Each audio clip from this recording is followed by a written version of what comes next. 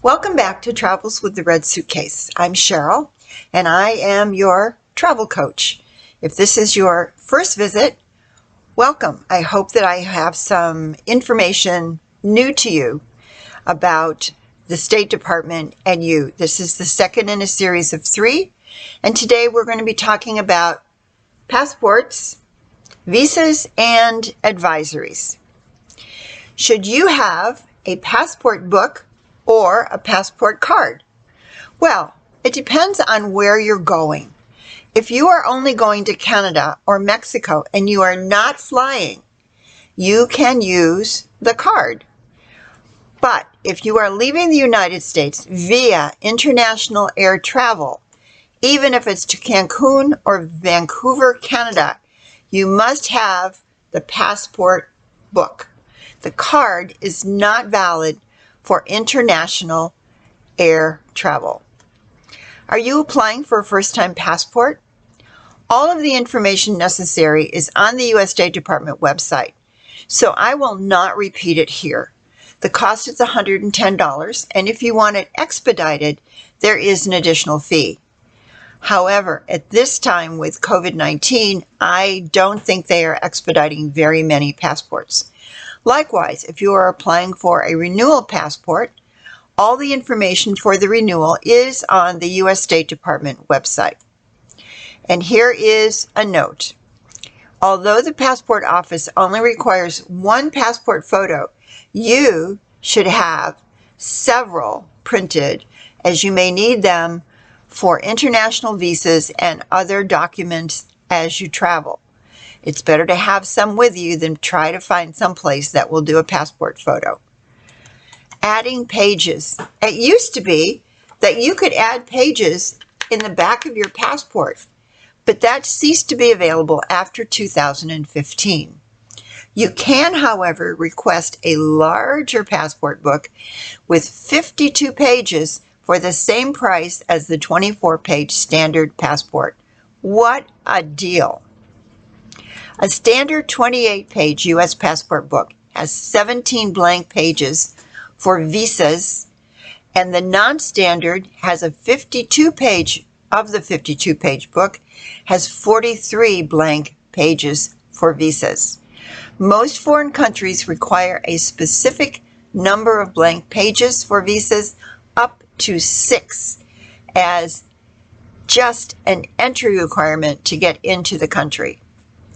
Now, many people skip over or ignore page 4, which asks you for your home address and foreign addresses, which may be a problem if you have multiple addresses and you have neglected to read the instructions on page 6, which says write in pencil.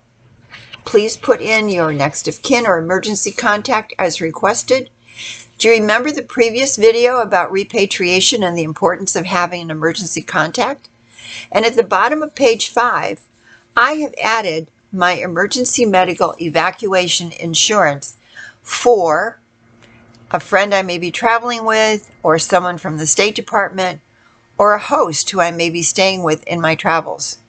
And additionally, please carefully read pages 6 and 7. Are you a frequent traveler? You will need at least one blank page anytime that you enter a country. And if you need to get any visas, you will likely need to have 2 blank pages facing each other. So let's talk about some interesting or little-known quirks about your passport. If you were to put your passport under a black light, a special fluorescent ink creates glowing patterns across the page. A pretty cool party trick for sure, but the UV reactive ink is actually a security feature. As another example, some of the text is printed in ink that changes color as you move it. Some inks change color when exposed to extreme temperatures or disappear altogether if the passport is tampered with.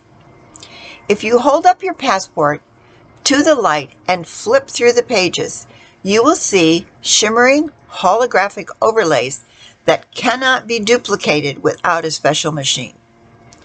And even with all of this technology, the most difficult aspect of a passport to forge is one of the most basic, the font. While the outside cover of the passport is printed in Garamond italic, much of what's inside is printed in special security fonts with forgery-resistant features like tiny bleeds and bumps and other imperfection. In the background, security text is printed in a font so tiny it can't be read without a magnifying glass.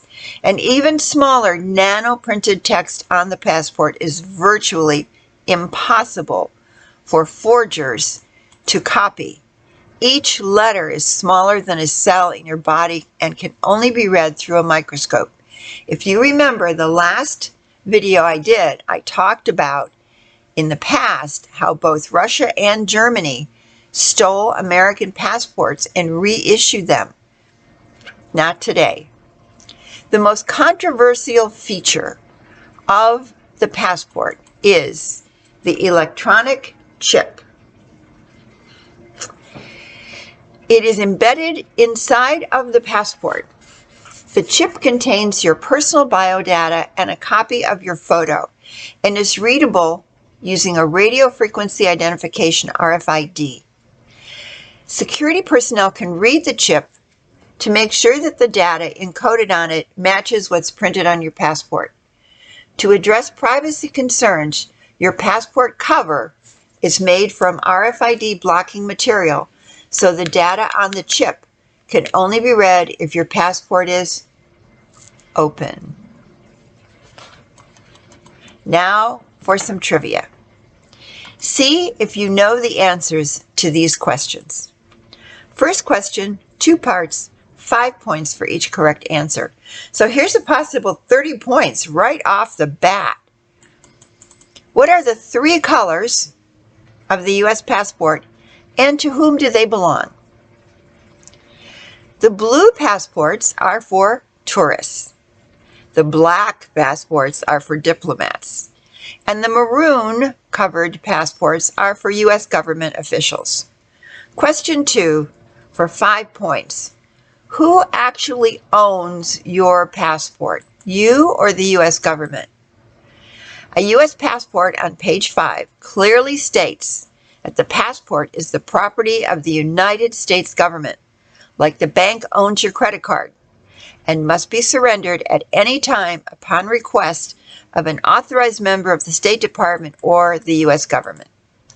For 10 points, which U.S. state can boast that 50% of their residents have passports? Did you guess New York or California? No. Surprise! It's New Jersey.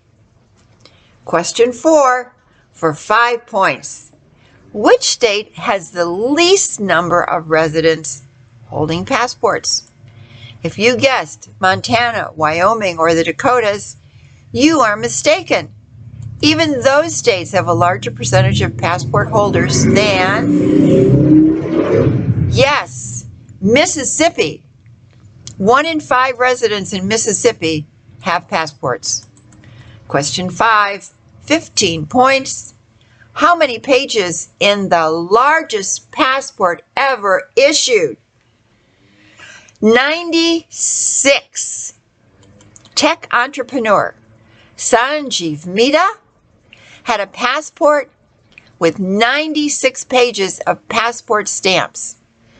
This was, however, before the end of 2015, when pages could be officially sewn in to the back of your passport.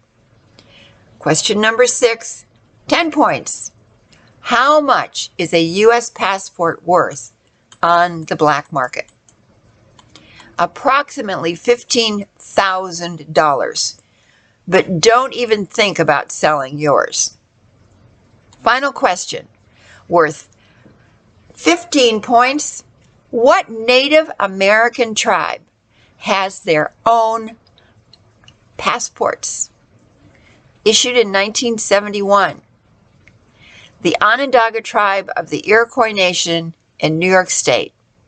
And you can find a photo of their passport cover online. How did you do? Did you learn something new today? Now, let's talk about security. Never let your passport out of your possession.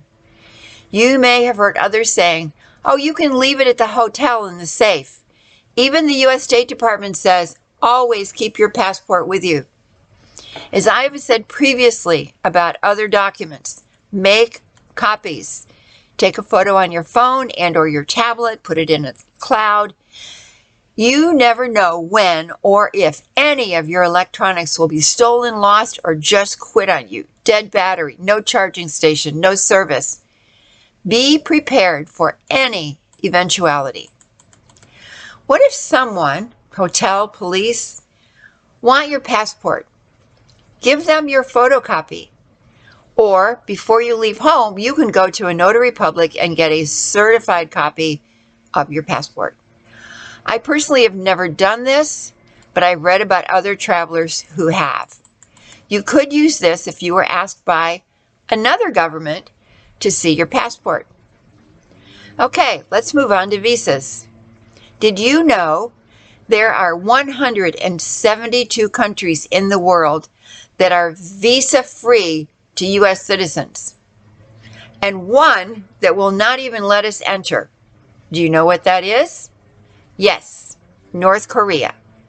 It would be to your benefit to check online if the country you're planning to visit requires a visa. What is the cost? How long can you stay? Where do you purchase it? At the airport, the border, online, or at a government location? The U.S. State Department website has this information at International Travel Country Information pages. It will tell you, for instance, that Ethiopia requires 6 months left on your passport to enter. You must have one blank page in your passport book, and it requires a tourist visa. It will tell you the cost of the visa, where to purchase the visa, and the length of stay. At the State Department or many other websites, this information is readily available.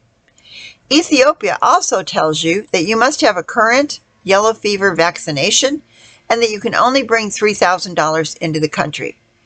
It gives you an advisory that you should not be traveling to Ethiopia now because of civil unrest. But this might be a good opportunity for a mercenary. Otherwise, not so good. Interested in climbing Mount Kilimanjaro in Tanzania? U.S. citizens are able to obtain a Tanzania visa on arrival when entering the country. Although this can involve long waiting times at the border and having to pay a fee, the cost of which is not set and can vary. But your visa is good for 5 years. Generally, international visa information is readily available in many websites.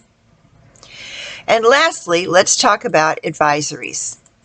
Please sign up for S.T.E.P, S-T-E.P, Smart Travelers Enrollment Program at the U.S. State Department website.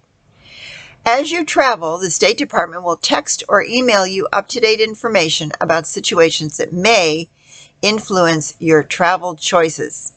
Last year, while in Sweden, they sent a notice about possible protests, one of which we observed from our restaurant during lunch. Luckily, it was a peaceful protest. Please note that this information may change as our world evolves during this turbulent time. Please confirm and reconfirm information that you have prior to your embarkation. Additionally, there is more information available on the State Department website than I've shared with you today. Better to be overinformed than underinformed. Information can be life-saving. Get as much as you can. Your quote for today is an Asian proverb. Better to see something once than to hear about it 1,000 times. Remember to check out my blog, on WordPress.com, Travels with the Red Suitcase, and my 52 stories of my 3-year adventure as an independent volunteer.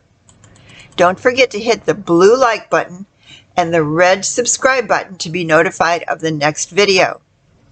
Have a great week and see you next Thursday for Victims of Crime. And if you go to jail while in a foreign country, you do not pass go, you do not collect $200. Plus, we'll talk about crisis and emergency situations. Bye-bye. Have a great week.